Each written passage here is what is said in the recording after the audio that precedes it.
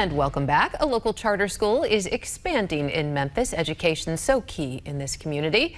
And it's called Journey Community Schools, currently operating 2 campuses with a 3rd opening this fall. Joining me today is Dr. Nicholas Manning, Executive Director of Journey Community Schools. So welcome. Let's talk about when Journey Community Schools was born. When did you open your first one? Yeah, our school started right here in 2020, not knowing that a pandemic was heading our way.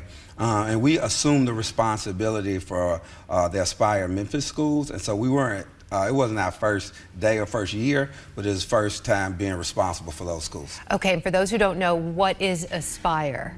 Yeah, Aspire originally came to town in 2012 as part of the charter group to improve and enhance schools in Memphis. Okay, and then Journey is a local operated and owned public charter school, which you started. Why did you want to start your own school, and what can public charter schools offer that maybe traditional schools cannot? Why are they so popular right now? To start with, my heart for this work, like I'm born and bred in Memphis. I wanted to be a teacher when I was in high school, and that's the only thing I've ever known from college and up. And so I just have a heart to serve the community and thankful for that. And then having the opportunity, having worked in the schools 23 years, being part of Memphis City Schools at the time, I said, there's a need to do, I'd like to do it differently. I'd like to do it in a way that's innovative and such. What did you do with Memphis City Schools? Oh, you named the job, I've done it. I was a teacher, assistant principal, principal. So you're in the public school system, you Yep. see how that's operating, and you think to yourself, I can do it better. Well, I don't know if I could do it better, but I could be a part of a group of people that, with some innovation and great groups of folks get it done.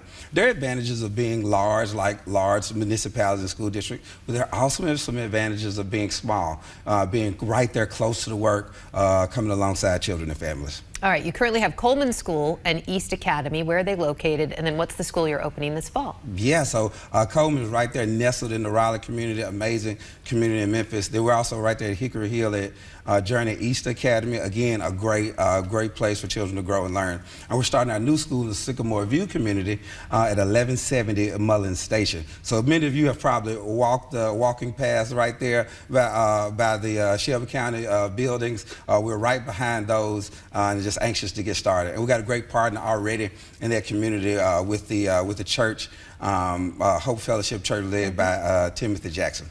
What grade levels are we talking about in these schools? So we have been approved to start kindergarten, have a kindergarten through 8th grade school, but we start a little smaller than that. And so we'll start with about 100 kindergarten and 1st graders this year. And what an amazing opportunity. You have many young people that's been part of a smaller environment, either in a daycare or a private daycare in a home, and they get an opportunity to grow with the school, and the school grow with them. And early learning too. So in order to operate a public charter school, you and your group have to get permission from MSCS, Memphis Shelby County Schools. What is that process like? Is it rigorous, and do you think it's a good process? You know, I get that question all the time. And I say yes. I think the process should be grueling. It should be challenging because we're asked to serve precious students who will one day see their dreams just soar and be an integral part of our community and neighborhoods. And so it should be challenging. There were 2 charter schools that got approved last year, Journey Northeast Academy being one of them. And I believe in that, and we should be held to the high level of accountability. Okay, so I'm a parent watching this interview. I like what you're telling me. I'm curious about Journey Schools. How do you pick the kids, and how do parents get a hold of you all? Yeah, and see, this is still a new space for families. Very.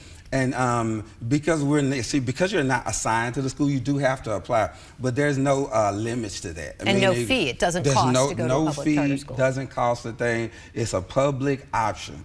Again, think of it like this: Memphis Shelby County Schools, or Germantown, or Bartlett school systems are responsible for serving children free and appropriate.